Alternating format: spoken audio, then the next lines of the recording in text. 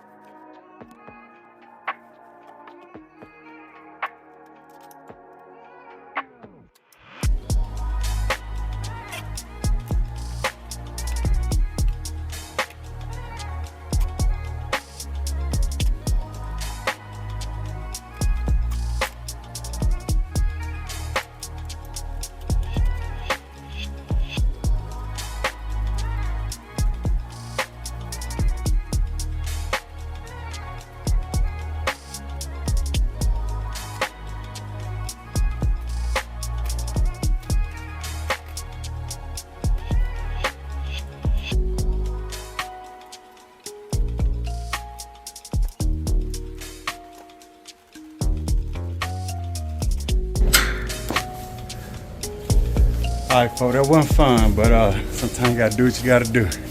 Alright, this baby.